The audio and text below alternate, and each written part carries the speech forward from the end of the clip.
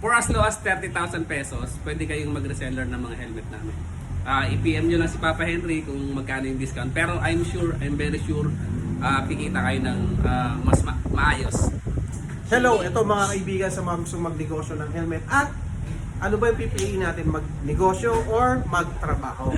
Ayan, kasama na rin dito sa pag-uusapan. Kasama natin syempre yung owner ng Helmet House. Meron silang tatlong branch na ngayon. Tapos bakit, paano magpatakbo ng negosyo? Saan nagsimula? Balikan natin kung paano nagsimula si Helmet House. From pagtitinda sa restaurant, papunta dito sa helmet. Marami kami dito na Papa Henry. Oo nga eh. Tininda ko, Balistambo. Karne. Baka, no? Pabango. Pantalon, overruns. Okay, sir. Ito nga pala pakilala natin si Sir JP Tuason. Okay. Yan. Okay, Sir JP. Kailan nagsimula mo na si Helmet House? Bakit napalaki natin na ganito? Actually, yung Helmet House, nabuo yan sa isip namin December 2019. So, December 2019, inisip ko na yung nag-isip na ako ng bagong business kasi yung restaurant namin noon medyo tagilid na eh. Tsaka papasok na yung pandemic noon. So during that time, bumili na ako ng 6 na pirasong helmet sa Alabang. Doon nag-start talaga si Helmet House? Yes. Sa bahay or sa tindahan? Bahay, apartment. Wala kaming bahay, apartment lang. Apartment. So yun, benta naman namin yun. And after nagtuloy-tuloy na, from 6, naging 12, naging 24, then nung dumating na yung Geely helmet. Pero ano pa nun medyo kumbaga may takot pa. May takot pa kami nun. Siyempre pandemic, puro usapan lang namin online. Tapos magbibitaw ka ng pera. Worth 200,000 yung ipon namin. Ipon ko nung during that time. Yung ba yung babayaran mo dun pag mag-ano ka ng brand? Oo, yung parang dealership. Dealership ngayon, minimum parang nasa 600. And syempre mas mahigpit na ngayon dahil syempre, kumbaga per area meron nang naka-assign na may naka-alat na dealer na talaga. Kasi inaano din nila yung ranges ng per area. So territory na niya yun para di magpatayan. Tapos nung naisipan mo magnegosyo, magkaroon na ng store, ano yung mga na-encounter na problema? Nung una kasi sa nag-apartment kami noon, doon muna namin nilagay sa baba. Sa taas kami natutulog, sa baba namin nilagay. And sobrang hassle yung gawa ng syempre pandemic, naka-GCQ tayo, ECQ, yung quarantine pa. So yung pagpasok ng tao sa subdivision, sobrang hirap. So kaya naisipan namin lumabas para at least somehow, kumbaga yung daloy ng traffic ng customer, makuha namin.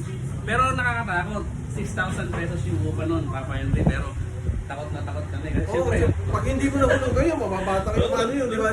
Pwede ka hindi ka na makapagtinda doon. Kumbaga, 6,000, kailangan kong kumita ng 200 pesos per day para mabuno mo yung upa. Yung upa pa lang yun. Siyempre may kuryente pa yun. May tao pa. Yes. Pero during that time, kami lang naman nagbebenta, hindi kami napasok. Kasi pandemic. So yun, awa naman ng Diyos, okay naman. Sa dealership naman mga kaibigan, it's a very long process. No? Hindi siya yung overnight mo makukuha. So kami kumuha kami ng helmet dati, binibili namin siya as a regular price. Sa ISRP, pinapatungan na lang namin ng konti. And kung may mabait na nagbigay ng less 10%, yun na yung inaano namin. Kumbaga, hindi agad dealer eh. So, yung reseller talaga. Reseller lang. Reseller talaga. Kaya mahirap. And ngayon, dealer na tayo. So, nabanggit mo na rin dealer. Ano yung dealer natin dito sa ayun. Dealer po kami ng mga actually lang to Motor World products, Geely, Zebra, and Box Texas. Box. Yan ang dealership. Fridcon, yan. Yung Fridcon guys, nagpapasalamat ako niya kay Sir Cedric kasi nung lumapit sa akin yan last 2021, hindi pa ako decided doon. And syempre natatakot pa kami noon. Pero napakabait niya, binalikan niya kami. Tsaka hindi pa kilala ang intercom nun. Hindi pa. Wala pa pre. Pero nag-uusap na kami ni Sir Cedric yun. Pero hindi ka binitawan hanggang ngayon. Nilipid, napakabait. Kaya thank you sir. Ayan. Sa mga gusto magnegosyo naman, ano may papayo mo? May trabaho o magninegosyo? Magninegosyo o magtatrabaho? Ayan. Ikaw bilang isang Guys, empleyado? Personally, I'm an electrical engineer by profession. So, engineer po ako. And medyo maganda naman yung sweldo. Pero syempre, nangangarap din tayo na magkaroon nito, umalwal yung may gumanda.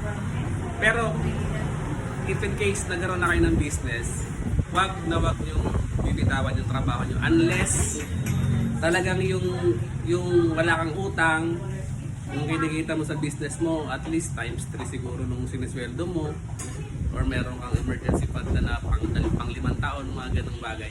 Wag mong bibitawan yung trabaho mo. Dahil, yun nga, sabi ko kanina sa live, we may never know kung anong pwede mangyari. Sara yung business, wag naman sana, or malugi, magkaroon ng problema, especially yung dahil problema sa mundo. Tantsahin nyo lang, kasi at the end of the day, mas maganda pa rin na meron kayong fallback para sa mga pamilya natin na umaga sa atin. Sa mga gusto magnegosyo ng helmet, paano naman kukontak sa helmet na? Siyempre. Yun. Paano ba yung maging dealer dito? Tumutulong naman kami guys sa mga nag-startup na reseller. So kung saan lupalop pang kayo ng Pilipinas, pwede kami tumulong, mag-start kayo ng business. Pwede namin kayong bigyan ng yung Magandang presyo. na magandang kikita kayo. Kasi yung presyo natin dito, yun din ang magiging benta nila. Yes, Presyo din nila. oo. Ganon. Ayun. Message lang kayo dito kay Papa Henry. Yung discount natin, syempre, for as low as 30,000 pesos, pwede kayong mag-reseller ng mga helmet namin. I-PM nyo lang si Papa Henry kung magkano yung discount. Pero I'm very sure, kikita kayo ng mas maayos. Depende na lang sa inyo kung ganong kalaki yung pwede nyo ilabas. Pwede namin i-adjust yung discounting nyo.